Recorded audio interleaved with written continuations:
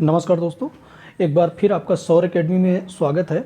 और हमारा जो पटवारी एग्जाम की प्रीवियस ईयर क्वेश्चन पेपर की सीरीज चल रही है, उसी के एक शिफ्ट का पेपर हम आज 20 क्वेश्चन को फिर से हल करेंगे।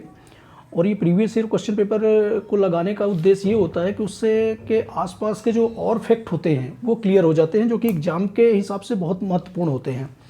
तो वीडियो को पूरा देखें और ज़्यादा से ज़्यादा लोगों तक शेयर करें। चलिए पेपर शुरू करते हैं। पहला क्वेश्चन आज का, प्रत्येक वर्ष भारत में राष्ट्रीय प्रौद्योगिकी दिवस कब मनाया जाता है? प्रत्येक वर्ष भारत में राष्ट्रीय प्रौद्योगिकी दिवस कब मनाया जाता है? तो राष्ट्रीय प्रौद्योगिकी दिवस ये 11 मई को मनाया जाता है। कब मनाया जाता है? 11 मई को मनाया जाता है। और इसमें एक फैक्ट और देख लेते हैं, 1 दिसंबर को विश्व एड्स दिवस मनाया जाता है। 1 दिसंबर को विश्व एड्स दिवस मनाया जाता है। जो राष्ट्रीय प्रौद्योगिकी दिवस है 11 मई को मनाया जाता है। तो इसका राइट आंसर हो जाएगा 11 मई। नेक्स्ट क्वेश्चन देख लेते हैं, मध्य प्रदेश में सबसे महत्वपूर्ण पवित्र नदी द्वीप है। तो मध्य प्रदेश का सबसे महत्वपूर्ण और पवित्र नदी द्वीप है वो है ओंकारेश्वर है। ओंकारेश्वर खंडवा जिले में स्थित है और यह नर्मदा नदी के मंदाता और शिवपुरी द्वीप में स्थित है। नर्मदा नदी है, उसके बीचों बीच में मंदाता और शिवपुरी द्वीप है, वहां स्थित है। नेक्स्ट देख लेते हैं, निम्नलिखित शहरों में से कौन सा किला भारत के जिब्राल्टर के नाम से जाना जाता है? तो ये जो दिए हुए हैं ऑप्शन, इसमें से ग्वालियर का किला जो है, ग्वालियर का किला भारत के जिब्राल्टर के रूप में जाना जाता है। ग्वालियर के किले का निर्माण सूरज सेन ने कराया था और ये 8वीं शताब्दी में इसका निर्माण कराया था। नेक्स्ट क्वेश्चन है, मध्य प्रदेश में निम्नलिखित इमारतों में से किसने वास्तुकला के लिए आगा खान पुरस्कार जीता? तो इसका जो राइट आंसर है वो है विधान भवन। किसने जीता था? विधान भवन ने जीता था। वो करंट अफेयर का क्वेश्चन है। और इसमें एक फैक्ट है कि वल्लभ भवन को किस नाम से जाना जाता है? तो राज्य सचिवालय को वल्लभ भवन के नाम से जाना जाता है। तो राज्य सचिवालय को किस नाम से जाना जाता है? वल्लभ भवन के नाम से जाना जाता है। नेक्स्ट क्वेश्चन है, प्रबल प्राचीन नदी सरस्वती का उद्गम और मार्क लैंडसेट उपग्रह का उपयोग करके पता लगाया गया था कि भारत में यह नदी कहाँ पर मिली थी? तो यह नदी सरस्वती नदी है और राजस्थान में है। और ये प्रयागराज में गंगा और यमुना के साथ त्रिवेणी संगम का भी निर्माण करती है, जहाँ पे कुंभ का मेला लगता है। तो इसका जो राइट आंसर हो जाएगा राजस्थान। हालांकि यह नदी अभी वर्तमान में विलुप्त मानी जाती है। नेक्स्ट, गांधी जी का जन्म स्थान कहाँ है? तो गांधी जी का जन्म स्थान पोरबंदर में है। गांधी जी का जन्म स्थान कहाँ है? पोरबंदर में। 2 अक्टूबर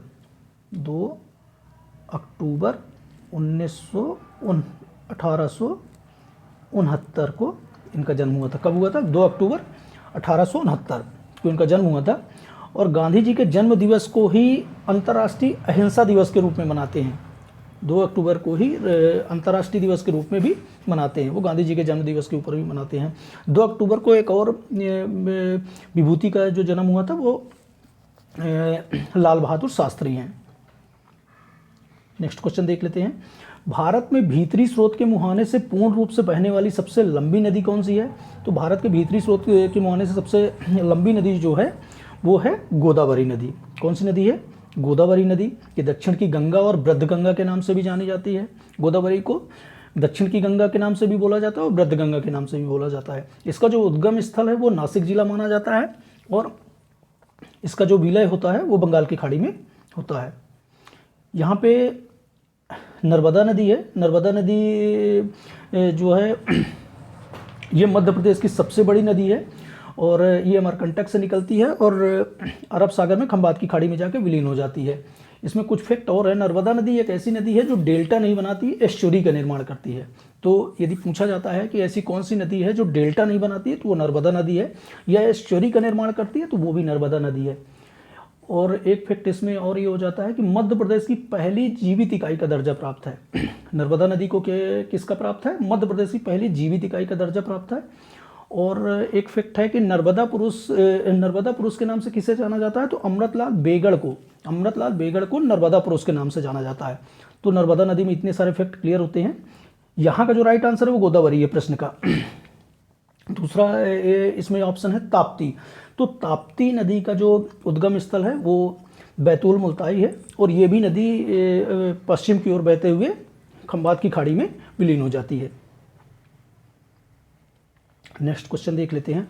क्षेत्र स्तर पर सिंचाई में निवेश के अभिसरण को प्राप्त करने, खेती योग्य क्षेत्र का विस्तार करने और खेत में पानी के उपयोग की दक्षता में सुधार लाने के उद्देश्य से निम्नलिखित सरकारी योजनाओं में से कौन सी शुरू की गई थी?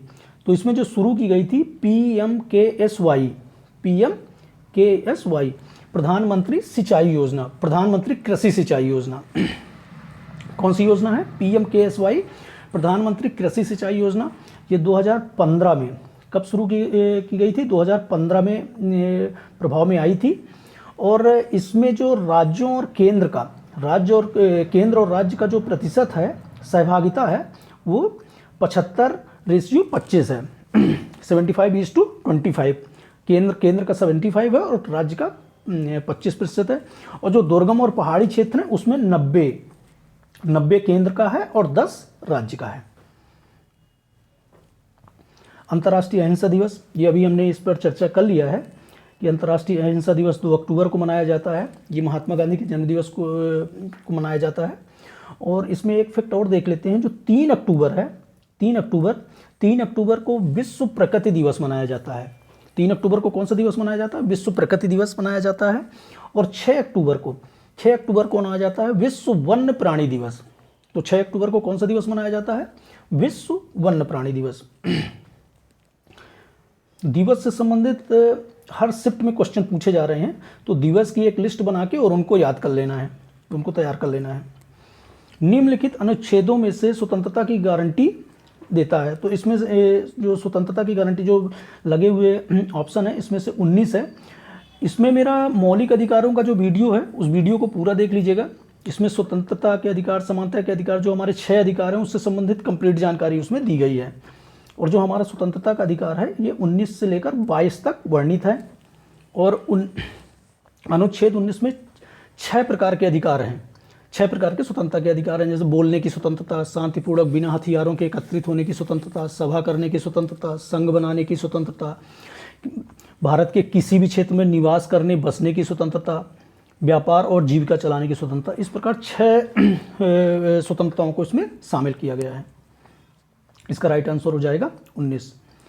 किस खेल में विकास गौड़ा भारत का प्रतिनिधित्व करते हैं? तो विकास गौड़ा भारत का प्रतिनिधित्व डिस्कस थ्रो में करते हैं। किस खेल में करते हैं? डिस्कस थ्रो में करते हैं। नेक्स्ट देख लेते हैं, शांति स्वरूप भटनागर पुरस्कार किस क्षेत्र के लिए दिया जाता है? तो शांति स्वरूप भटनागर पुरस्कार विज्ञान में उत्कृष्ट योगदान के लिए दिया जाता है। शांति स्वरूप भटनागर पुरस्कार किस क्षेत्र के लिए दिया जाता है? तो विज्ञान में उत्कृष्ट योगदान के लिए दिया जाता है। नेक्स्ट क्वेश्चन, गुजरात को निम्नलिखित में से किसकी खेती के लिए जाना जाता है? गुजरात आपको पता है, गुजरात में काली मिट्टी की बहुत आयत है और कपास की खेती काली मिट्टी में ही होती है। तो इसलिए गुजरात जो है किसकी खेती के लिए जाना जाता है? तो कपास की खेती के लिए जाना जाता है। राष्ट्रीय पेंशन योजना NPS, राष्ट्रीय पेंशन योजना NPS किसके द्वारा नियंत्रित होती है? तो राष्ट्रीय पेंशन योजना जो नियंत्रित होती है, वो नियंत्रित होती है PFRDA। इसके द्वारा नियंत्रित होती है PFDRA, पेंशन विधि नियामक और विकास प्राधिकरण। इसका जो फुल फॉर्म है पेंशन विधि नियामक और विकास प्राधिकरण। इसका जो गठन हुआ था 2014 में हुआ था और यह NPS को नियंत्रित करती है। नेक्स्ट क्वेश्चन देख लेते हैं, गोल गुम्बज मकबरा कब्र किसका है? गोल गुम्बज मकबरा कब्र किसका है? ये मोहम्मद आदिल शाह का है। किसका है? मोहम्मद आदिल शाह का है। और इसका जो स्थापना है, ये लोकेशन की बात करें तो बीजापुर कर्नाटक है। नेक्स्ट क्वेश्चन है, सीहोर नदी किसके संगम में है? तो सीहोर नदी किसके संगम में है? सिवान और लतिया नदियों के संगम में है। सीहोर नदी सिवान और लतिया नदियों के संगम में है। उस राजा का नाम बताएं जिसने पन्ना शहर की स्थापना की थी। तो उस राजा का नाम महाराजा छत्रसाल है, बुंदेला शासक थे। और 1675 में इन्होंने इसकी राजधानी बनाया था, पन्ना को अपनी राजधानी बनाया था। नेक्स्ट क्वेश्चन देख लेते हैं, हिंडोला महल कहाँ स्थित है? तो हिंडोला महल मांडू में स्थित है। इसका निर्माण किसने कराया था? तो हुसंग शाह ने कराया था। हिंडोला महल का निर्माण किसने कराया था? हुसंग शाह ने करवाया था। और मांडू धार जिले में है, और मांडू को आनंद नगरी भी बोला जाता है। मांडू को क्या बोला जाता है? आनंद नगरी, पर्यटन स्थल है। चंबल की घाटी में अटेर दुर्ग द्वारा किसके द्वारा अटेर दुर्ग का निर्माण कराया गया था? तो चंबल की घाटी में जो अटेर दुर्ग है, चंबल की घाटी में जो अटेर दुर्ग है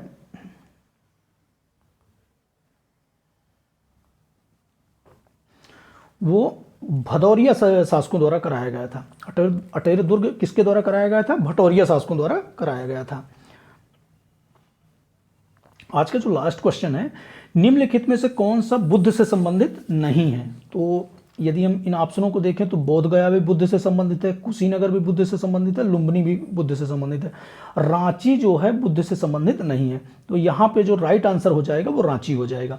इस तरह से हमने आज पुराने प्रश्न पत्रों में पूछे गए 20 क्वेश्चनों को हल किया, और आगे भी हम जो आगे के शिफ्टों के पूछे गए पेपर हैं उनको हल करेंगे। तो एक बार फिर वीडियो को सब्सक्राइब कर लें और ज़्यादा से ज़्यादा लोगों को शेयर करें, और नेक्स्ट वीडियो का भी हम नेक्स्ट वीडियो बनाएंगे, उसका भी इंतज़ार करें। धन्यवाद।